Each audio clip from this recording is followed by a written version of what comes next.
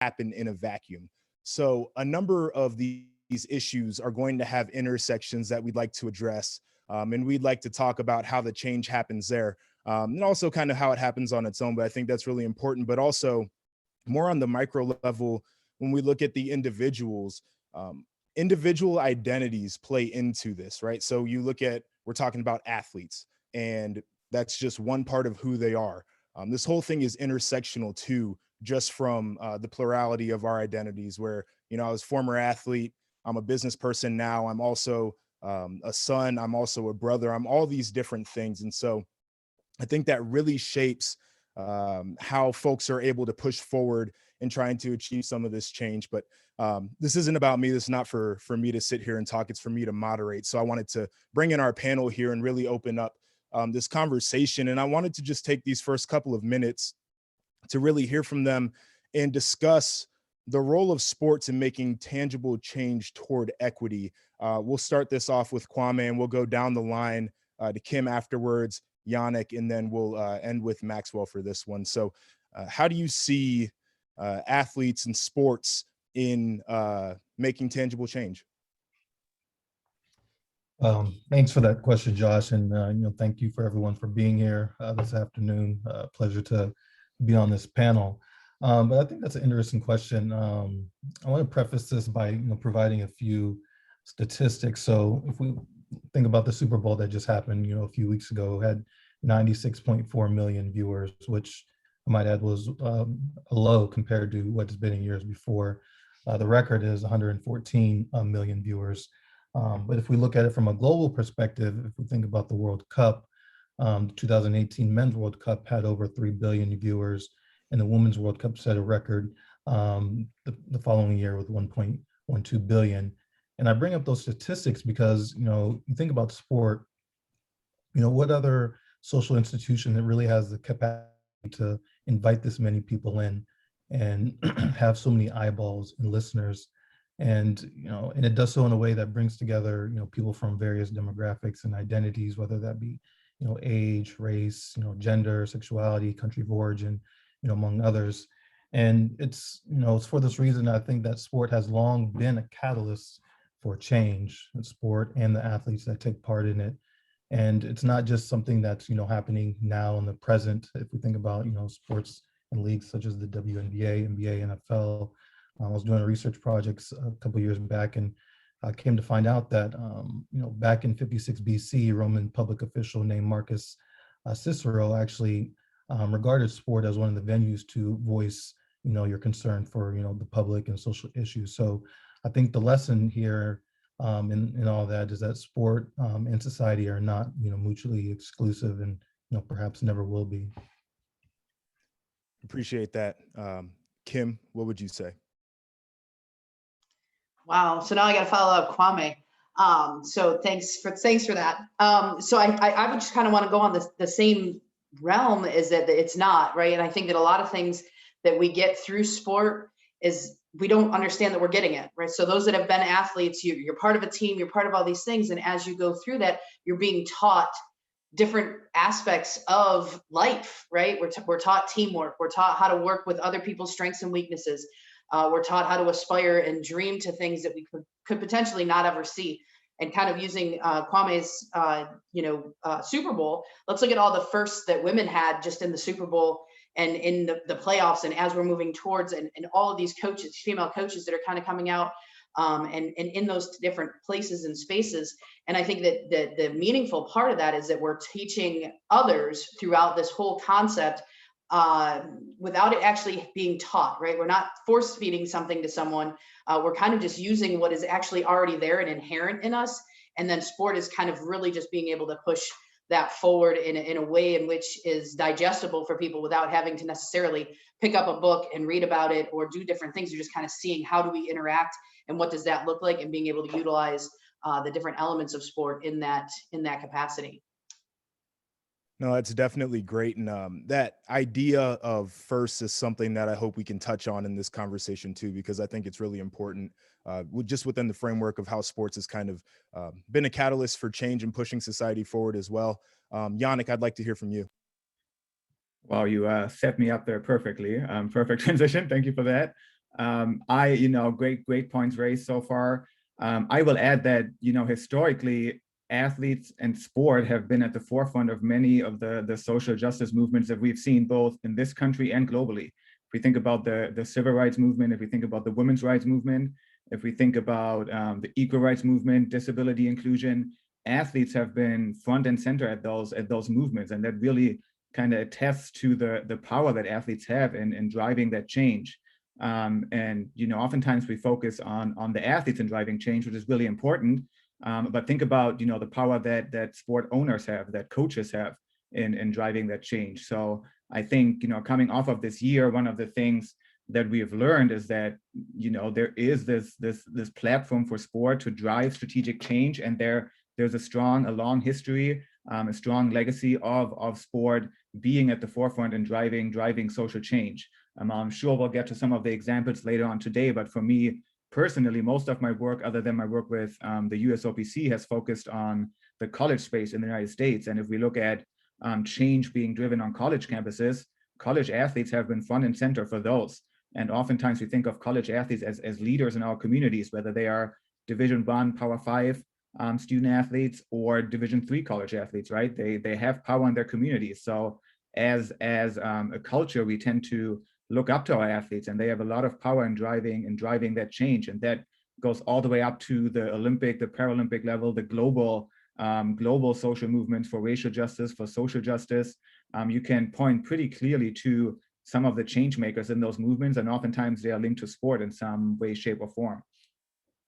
Yeah, I think that's wonderful. And it's something that we're going to talk about, kind of that last point that you were making in terms of the power and the influence that athletes hold as change makers. And it's a really unique kind of balance that we're at right now, but definitely something we're going to dive into. Max, we'll bring it to you, and you're a current student athlete, so you've got a little bit of a different perspective than everybody else who's going to be up here speaking. But just to kind of rephrase that question again, the role of sports in making tangible change towards equity, what does that mean to you? Thank you. So I am a current athlete. I fence. And the doctor made some good points. Like, for example, in 1968 Olympics with John Carlos and Tommy Smith, it shows an example of, sports in society, and especially with civil rights. It always comes together. And being a current athlete, especially with the past racial climate that happened like this summer, a lot of athletes like to speak out on social media. And so, especially myself. And so when you see a bunch of these athletes speaking out against, like injustice and racial injustice, it really like invigorates a ton of other people to go out and, protest and go against these injustices as well.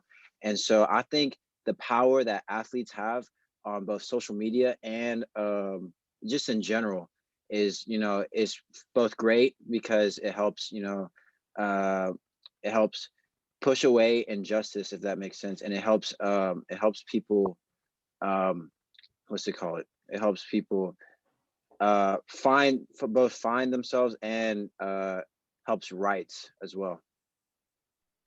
No, that's actually a perfect lead in kind of to this first question in the discussion. You talked about the age that we're in, and it's something I'm very familiar with athletes on social media, as a reason why you think that it's kind of the time. Are there any other reasons, or I guess just a broader question is, why is now the time? Why do we have the space now for athletes to make a change? What is unique about this moment that is pushing athletes forward in this change making kind of dynamic? I feel like now is the time because, it's the 21st century, and, there's a lot of technology going around that people didn't have back in the past. So, for example, cell phones, computers, we have like Twitter, Facebook, Snapchat, Instagram, that athletes can actually go on and speak their minds instead of, like having to be on like this big sports service such as like ESPN, or going to have to go to a big radio broadcast or anything. They can actually sit down like on a couch, on a bed, and speak about how they feel the current climate is and how they want to change it as well. Yeah, it's really important. Some of us have kind of that communication background, but right now is such a a different space that we're in, because everything is at your fingertips. We're all content creators. Everything can become on demand. And so to your point, it's really easy for athletes to disseminate their messages. Kim, I would ask you the same question. Why are we now at a space where athletes and change go hand in hand? I think that we're just at a place now where people are actually starting to take notice and see the change, right? So I think a lot of times when we're doing something, if people don't see the change actually happening, then a lot of times people remain silent, or people don't necessarily think that it's time to engage in something. But now that they're actually seeing, well, this is one person, I can jump on that, and I don't necessarily have to be the person to jump on, but I can advocate, or I can be that person that's in the background helping push that content out, or supporting and being that next person is okay. What's next? And so, for example, if we take Megan Rapinoe and women's soccer, and we go that route, well, then what happened after women's soccer? We went into women's ice hockey, right? And now we're all kind of working in that equitable pay, in that equal pay range. And what that looks like is one person does it, and then the next person does it, and the next person does it. And so we're starting to see that trickle down effect, where more and more people start to see, oh wait, their voice was heard, maybe my voice can be heard. And there's a legitimate kind of like scientific idea behind that, where the first person to do something a lot of times is ostracized, or they're seen maybe in a little bit more of a negative light, but you have to have that second and that third and that fourth to really confirm it. And so to your point, the ability to just kind of add on to the conversation, to attach yourself to the movement so easily nowadays, I think is really important. Yannick, I'd like to hear your thoughts on this topic as well. Yeah, I think there's a bunch of different factors for this moment in time. We owe this moment to the athletes who have left a strong legacy for speaking up on social justice issues, whether that's in the civil rights movements or any of the other social movements that have kind of dominated the 20th century and the 21st century, really. I also think that we are coming off of a year that has created kind of a new consciousness when it comes to the voice of people in general and athletes specifically. I mean, we are still navigating two intersecting pandemics, COVID-19 and systemic racism. I think there were a lot of intersections between those two that really gave room for athletes to find their voice and use that voice more powerfully. I mentioned before, we've been at these moments before, but I do think there are some unique aspects for this moment in time. And one of them is that intersection between COVID-19, systemic racism, two national traumas that we are trying to navigate, and some of the unique aspects that came from that. I also think that while we've had athletes speak out before, and again, we wouldn't be here without those trailblazers, there is this approach, and this current wave of athlete activism is way more systematic. We see athletes organizing across leagues. And again, I want to give props to the WNBA that has been doing this work for decades. So we see a way more systematic approach of athletes and leagues organizing for change. We see that in the USOPC, some of the work we're doing there. Athletes finding a collective voice for change. Oftentimes, when we talk about social justice and advances in social change, we focus on individual athletes, but at this moment in time, we see a way more systematic approach. We see more visibility of athletes in the movement. We see more support from those who hold privileged identities. I think that's another really unique aspect of this current moment in time, that we see people that look like me, other white people, finally realizing, okay, we need to play our part when it comes to racial justice, and it becoming less and less acceptable for white people and people holding other privileged identities to remain silent on these issues. I think we're at a point where that just has become less and less acceptable, and thankfully so, that have led to this current moment of social justice and this current wave of athlete activism, where more and more athletes from privileged backgrounds find their voice for social change. Yeah, I really think that there were 2 points there that we're going to hold on to throughout this discussion. I think the first one is that intersectional trauma you talked about. And I truly believe that's part of the reason why now is the moment. Is I just think there was so much piling up on people that they had no other option but to use their voices and unite. The other thing that you talked about too, which is something we'll definitely get into, is this idea of allyship. And, you talked about white people making a decision that it's not okay to just not be racist, that they need to be anti-racist, or the same thing where men make a decision that it's just not okay to say, I'm not a sexist, but I need to be, anti-sexist, I think is a pretty big deal. And I've got a couple questions there toward the end, but I'm glad you brought that up. Kwame, for this, I want to switch up a little bit because I know you have kind of the more professional background when it comes to this question, but how does this point in time meet up with other points in history where similar change has been indicated, but maybe not fulfilled? Yeah, I mean, I think it's right now it's kind of early. It's too early to tell. I mean, we're coming out of a season where you know, a lot of, you know, sport brands, corporate entities, teams, they made a lot of commitments and promises. You think about Adidas that made the commitment to diversity in the organization and scholarship funds, and you know, organizations outside of sport did so as well. But we, you know, Dr. Harry Edwards, he spoke about this in at the 2016 address at North American Society for Sociology of Sport, how if we think about the different waves of activism, if we think about that first wave, second wave, and third wave, and how we had a period of stagnation, you know, during the time of, you know, Michael Jordan and, you know, going back to O.J. Simpson, a lot of that stagnation he points to is, you know, we were given, you know, certain things and promises to make us kind of, you know, quote unquote, shut up just enough to where we would be quiet.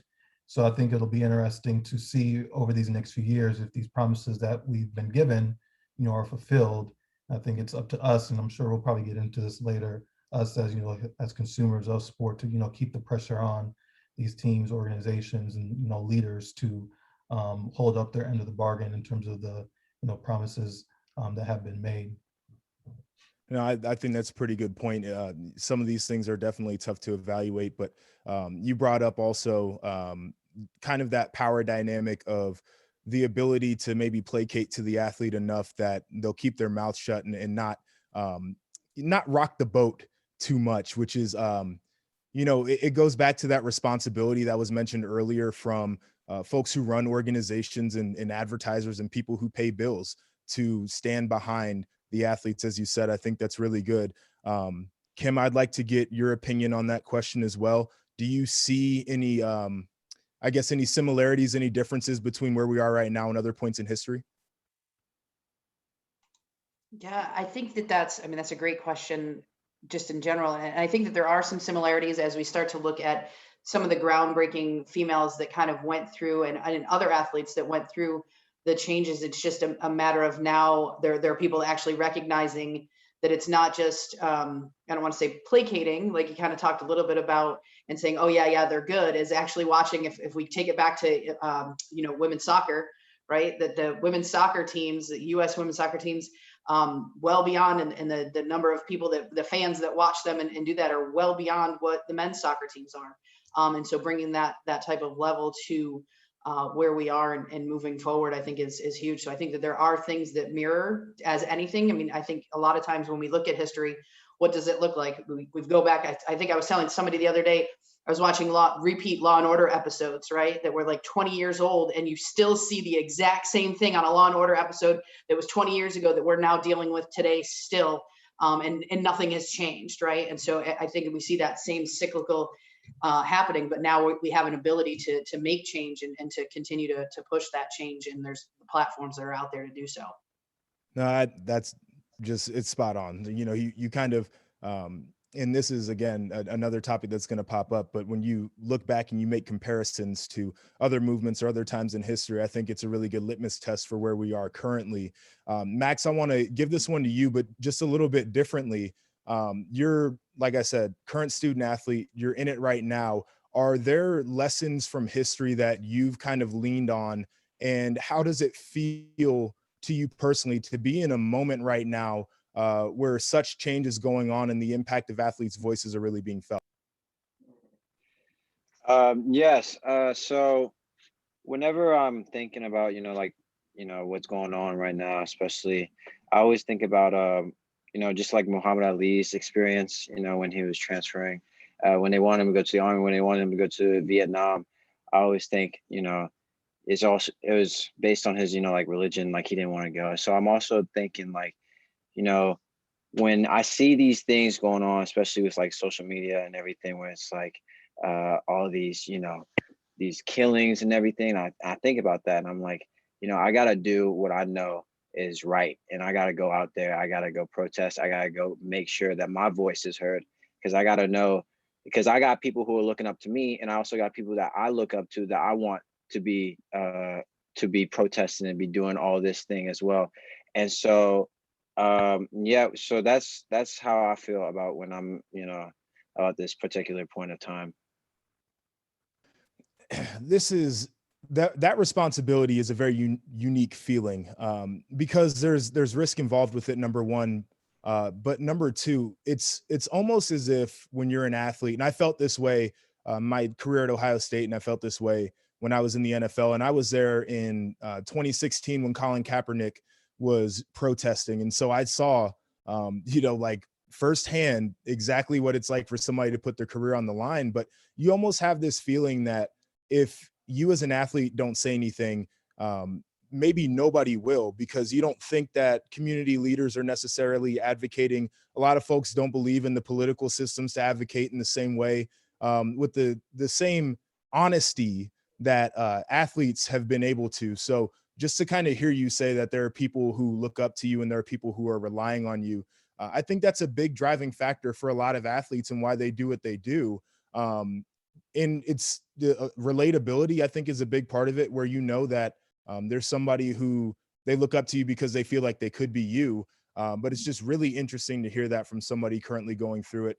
Yannick, I'll finish with you on this one. How does this point measure up with other points in history to you? I think it compares very nicely. It really shows the legacy that some of the trailblazers, whether it's John Carlos, Tommy Smith, you know, have left for the current generation, really. I'll share from my work with the USOPC Council on Racial and Social Justice. I was brought on as one of the external experts to help them navigate IOC Rule 50 and IPC Section 2.2, which those are two rules that say you can't demonstrate or protest due in the Olympics. And the IOC earlier last year released guidelines that were clearly used racially coded language, so clearly targeted at racially minoritized athletes, specifically Black athletes protesting for racial justice. And I was brought on to help them kind of find a response to that rule. And it was really interesting. One of the first things we did as a council is we connected with Dr. John Carlos and had him speak to us to learn from his experience that it's, you know, it was in 1968, so it was a while ago, but still the things that he shared resonated so well with the athletes on the council, because a lot of the issues that he was fighting for, we are still fighting for today. It's sad, but a lot of those issues we still fight for in the current moment. It's different. It's a different cultural climate, but we still experience systemic racism. We still fight systemic racism. It's a little different now, but we can actually learn a lot by listening to those trailblazers and using their advice and pushing forward when it comes to social change. Is there anything specific that you took away from those conversations? Oh my gosh, I was like a little boy in a candy store listening to him that whole time, because obviously, you know, as somebody who researched as athlete activism, I mean, that was, you know, a dream come true. I think, you know, he's really big on the accountability piece, and especially holding accountable organizations, whether it's the USOPC or other sports organizations. So, and he called them out, right? A year before we convened the council, the USOPC sanctioned Granberry and Raisin Bowdoin for protesting during the games, or not the Olympic Games, but in an international stage.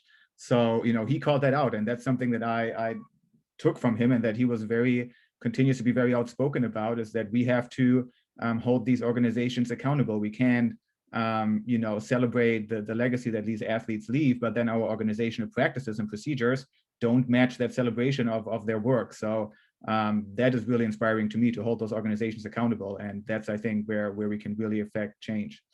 You know, that really does lead in actually nicely to this next question. You talked about holding organizations accountable. There, you know, talk is cheap, and there are obviously a lot of conversations that are happening right now, but the conversation needs to turn into legitimate action. What steps do you think that we can take, and not just athletes, but people who are adjacent to sport, fans, whoever else? What are some actions we can take to push, you know, meaningful change, to really see it happening, you know, in front of us, not just people talking, but people really doing? I'll start with you, Yannick. Okay, perfect.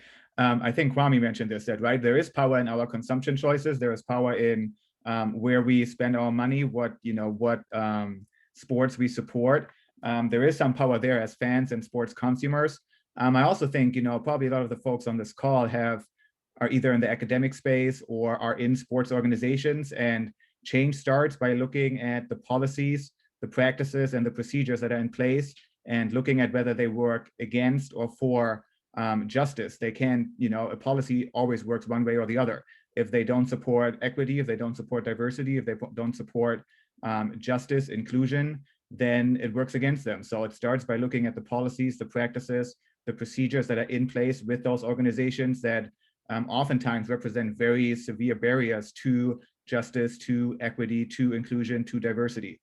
So it really starts with those. And once we look at those, we can talk about, if we look at the demographics of sport leadership right now, still overwhelmingly white, overwhelmingly male, overwhelmingly straight, overwhelmingly able-bodied. Once we start creating those inclusive environments, looking at the policies, the practices, and the procedures, we can start to diversify those leadership ranks, and then change will come. But that's one of the biggest barriers we face, that we just have that lack of diversity and that lack of inclusive excellence at the organizational level. No, that's awesome right there. Kwame, I'll ask you the same question. How can we push forward meaningful action? I mean, yeah, Yannick took the words right out of my mouth. I just want to add that I think it's no coincidence that, more recent studies show that us as consumers were more inclined to buy from brands and companies that are more socially conscious and have a purpose behind their brand. And it's more common amongst millennials, and I'm guessing as Gen Z gets older, I'm sure it'll be more common among them as well. So I think on our part, we have to do more research, and like Yannick alluded to, we have to do more research on these things that we're consuming. One of the things that I do in my class, and I know we're a Nike school here at Ohio State.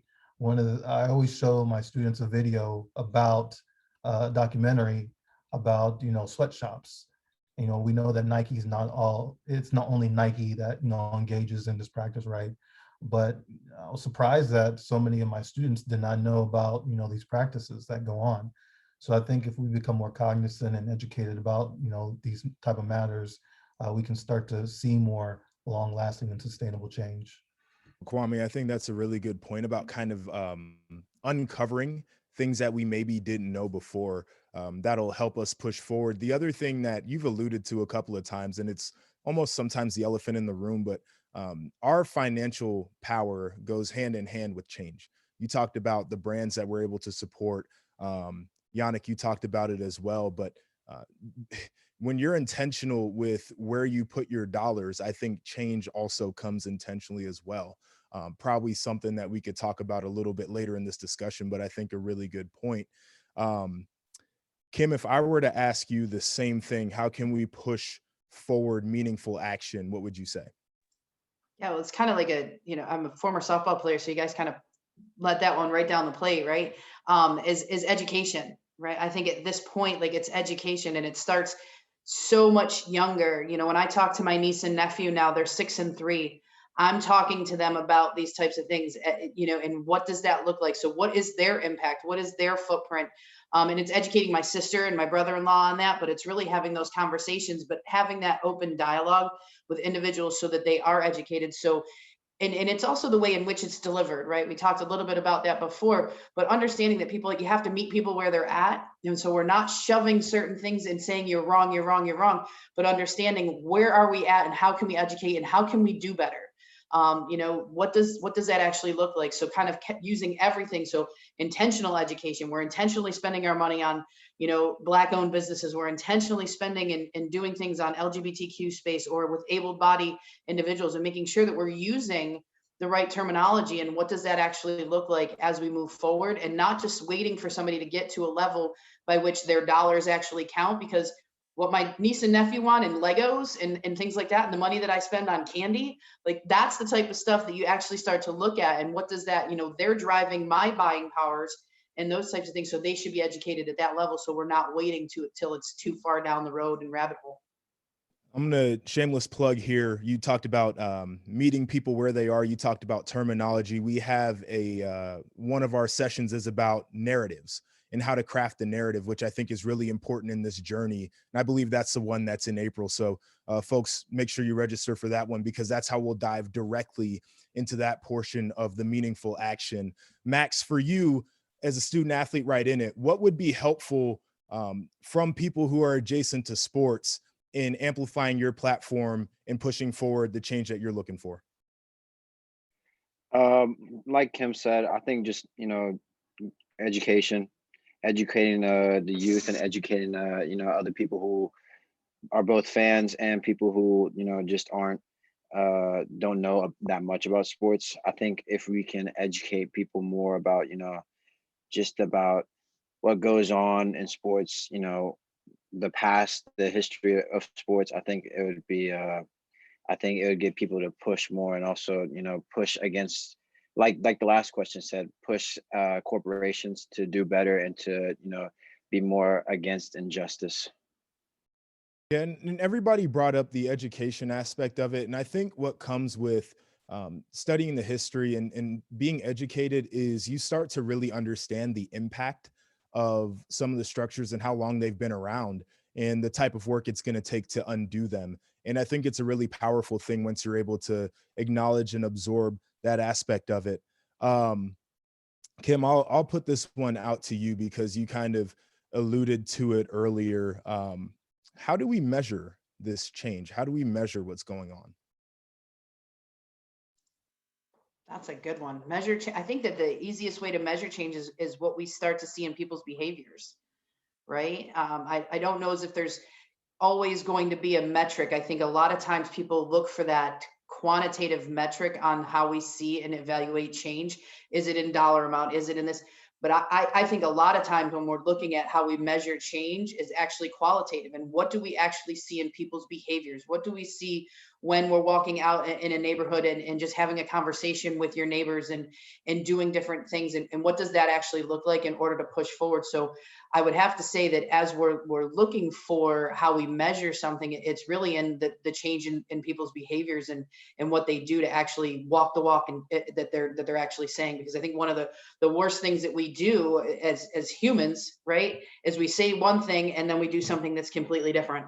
And so it's really hard to get behind. I think that there's a lot of times, like in leadership, where do we find a failure in leadership is when the leader says this and then they do this. And so I think for me, that's just usually how I measure whether or not something is successful. I definitely like that. We talked about it, but you gotta walk the walk, not just talk the talk. Um, I'll phrase that in a little bit of a different way as I ask it moving forward, because I think you bring up a good point. It's hard to measure sometimes. So, Kwame, I'll ask you, what would you consider evidence of change? I mean, if you just look and within your community, like, like Kim said, even sometimes we can be a little myopic in our view of seeing change. We think just here in the United States or North America, but we can think even from a global perspective.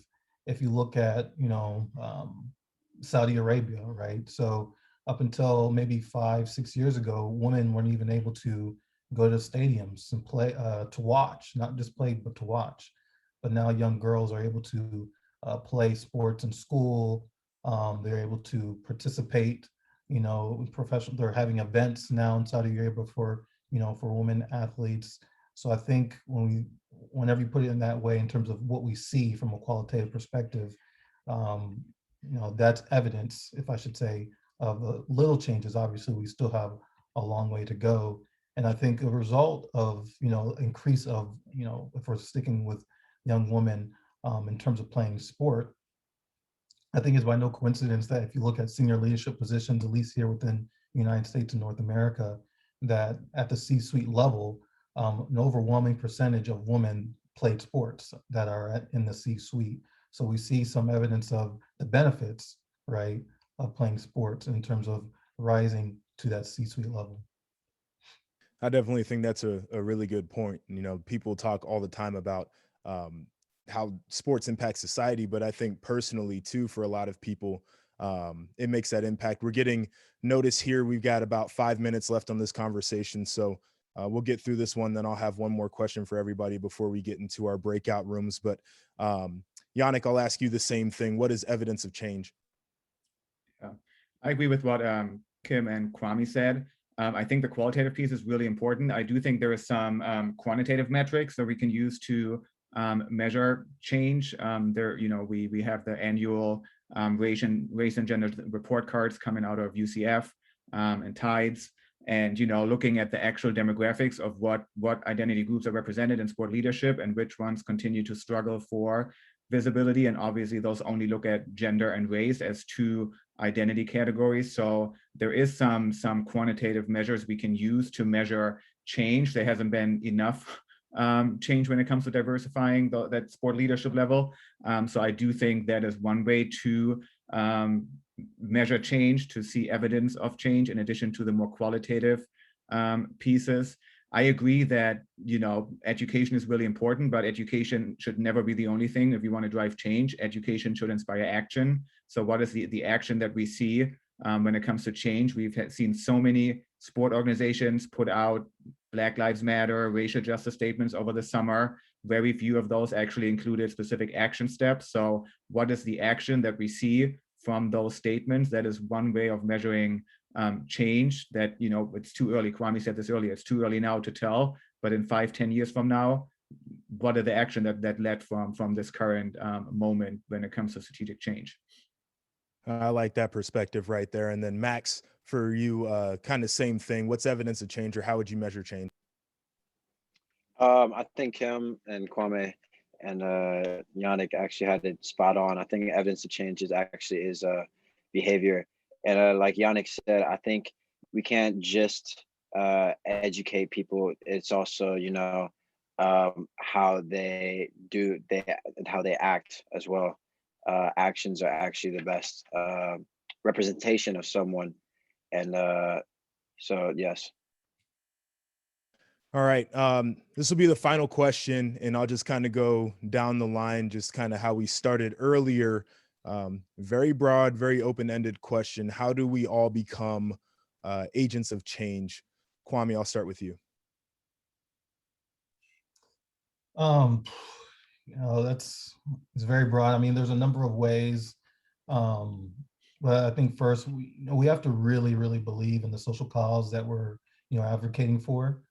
Sometimes people can get behind the social cause, but not really be, and maybe they're tangentially educated about it. So I think really believing in it, educating yourself about the issue.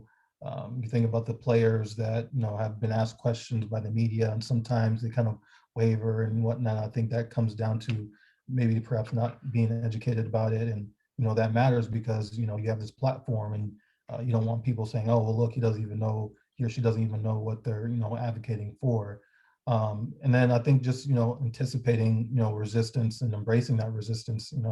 One thing I always tell myself, I'll tell my students, is that resistance can be a good thing. You think about doing a workout, you do resistance, you do that run, you do that lift, you're building endurance, you're building stamina. So that resistance is only going to help you make better policies and whatnot in the end. And also just partnering with like-minded people and organizations. And this is not a solo effort. We all need help in the journey.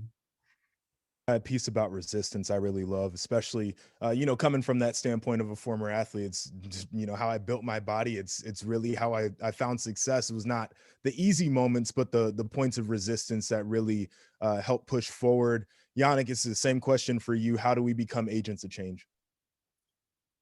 Yeah, I'm going to be speaking specifically as a white person to other white people. I think as white people, we have to educate ourselves. We have to use the privilege that we have to elevate those voices that have been historically marginalized, underrepresented, minoritized. Again, education is only the first step. That should never be enough. So just reading, a book or two and feeling that's, the work is done, that's never enough. You have to kind of inspire action, use action. So as people with privilege, especially specifically when it comes to race, like using the power that you have, using the privilege that you have to elevate those voices around you that don't have that. supporting those who have been pushed to the margins, and then really providing an infrastructure for change. We tend to focus when we talk about social change on specific moments, but really creating an infrastructure that makes it easier for social change to happen. Whether that's creating groups in your organization, whether that is providing funding for efforts, donating, fundraising, really focusing on that piece. And again, I focus a lot on my identity as a white person, because white people are not engaged enough in racial justice. That's part of the issue. No social movement can be successful without the buy-in of the privileged groups. So sometimes, people who are part of that privileged group just need to hear it from somebody who looks like them, because it kind of takes away that opt-out that's saying, oh, this is not an issue that concerns me. If somebody like Yannick can do this work, then I can do this work. So that's a very specific call of how we can be change agents, specifically when it comes to the privilege that we have and that others don't have, and kind of using that to elevate those voices that struggle for visibility, for representation, and for power. Yeah, I really appreciate that sentiment, because it's one thing that I talk about within my peer groups. You said you're coming as a white person talking about racial justice, but it's the same thing for men talking about women's rights. It's the same thing for cisgendered heterosexual people talking about LGBTQIA rights. It's the same thing about able-bodied people talking about other abled rights. It's all these different things. If you're a part of an in-group, and you have to reach across to the out group, you have to shift your mindset. There has to be a certain paradigm shift.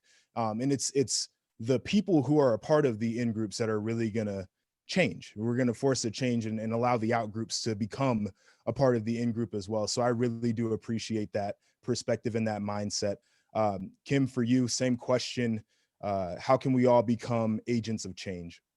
Yeah, I think Kwame and Yannick have really hit upon everything that I would say. And for me, it's very simple. It's educate, believe, act, support, and champion, right? When you're starting to look at all of those different pieces, what does that actually look like? And like I said, as a former athlete, as somebody who does and works in athletics all the time, and just what's the competition? When you're competing, what does it look like? So if you're trying to make that charge, where's the win? What are the wins? How do we win in this? And I think anybody that is either been been an athlete or currently working in the sports industry, or doing, like, you really do focus on wins and losses, right? And day to day, what's the daily win? What's today's win? And I think that that's one of the places that, in order to force the change or be the change or do that, what are the wins? What are the little wins?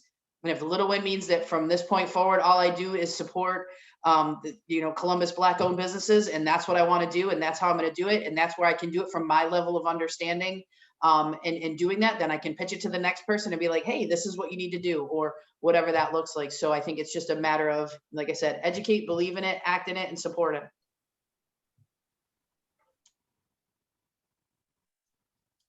Okay, what an incredible conversation. I don't want to interrupt you. I want to keep going, but I also want to give us an opportunity to have even deeper conversation with all of you who have joined us here. So I've broken us all into rooms, breakout rooms, which I'm going to send you to now. We have about 10 or 11 people in each room. I do want to introduce, we have some amazing hosts that are going to be there with you to help facilitate these conversations. So in room 1, Joshua is going to be joined by one of our tremendous partners in sports and society, and we couldn't do the work that we do without him and his group, Anomaly Sports Group, which is Bruce Wimbish, an attorney here, formerly of the Columbus Sports Commission, just an extraordinary person and friend.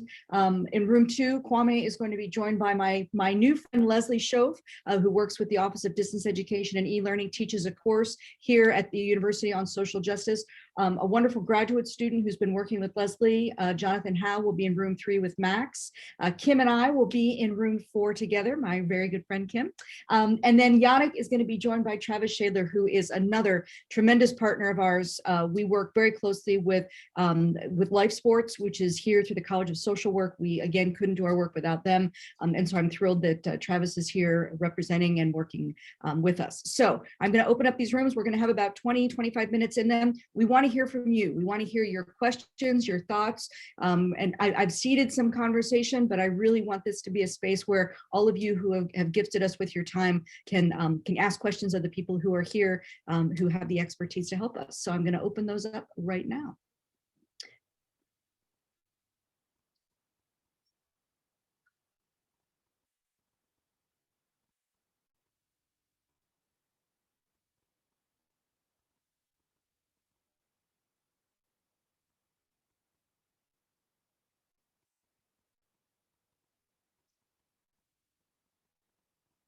All right, we're just making sure everybody kind of gets in the right space. And I'm going to just give me 1 second while I move some people around. And I'm looking for my good friend, Kim, who will be joining us in just one moment. Looks like we had some movement.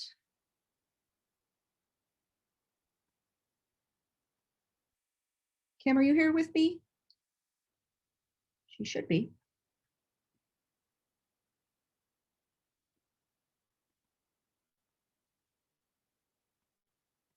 Give me 1 second.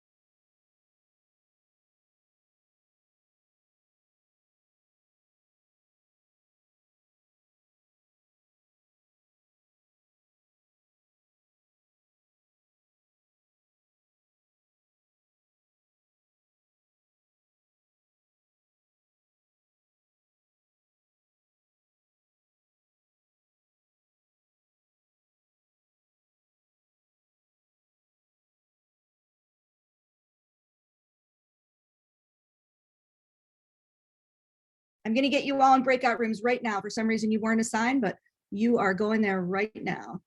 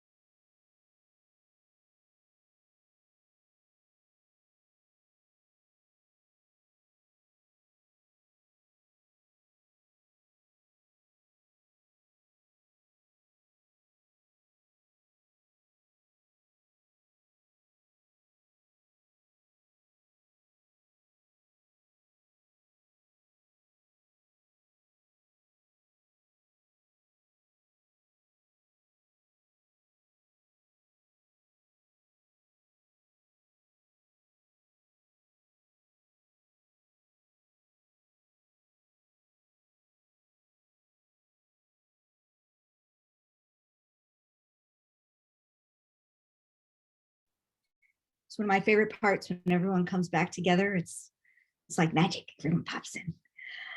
Okay, I don't know about you. I can't not believe how fast that went by. Is anyone else feeling like that went by really quickly? This was an amazing conversation. I was thrilled. The one that I was part of, I was only sad I couldn't be in all of them. So I hope that you had as meaningful a time as I did. And please know that this is just the beginning of our time together. So we have additional sessions coming up. March 25th is our next session. And I want to make sure that I let you know what we're going to be doing on March 25th, because we have an extraordinary session coming up. Clark Kellogg is going to be here to moderate with us. And we're going to look at taking action and making change and looking at groups that have made change already and how they've done it. We have Gene Smith coming, of course, from Ohio State, Greg Taylor from the NBA Foundation, super excited and thankful to my friend Bruce for facilitating that. Akila Carter-Francig from the San Jose State Study of Sports, Society, and Social Change. She is an inspiration to me every day in all that I do. We're going to have a representative from the NFL. I'm really interested to hear about their social justice actions because they've been a catalyst for a lot of change because of things not going super well. If you signed up for one, you are signed up, and I will send you invitations to all of the future events that we're going to be having, but you only had to sign up once. But we do encourage you to invite other people to come with us, because March 21st is the next one. Then we're at April 15th and May 20th with some fabulous guests. So please join me in giving a virtual congratulations and thank you and round of applause. We have little reactions down here, give little claps to our guests. So thank you so much to Max. Thank you so much to Joshua, to Kwame, to Yannick, to Kim. Thank you so much to the people who coordinated things in our rooms. Please have a wonderful day. Mask up, stay safe. We'll have this on our website, sportsandsociety.osu.edu, if you'd like to catch any parts that you missed. And we hope to see you on March 25th. Thank you so much.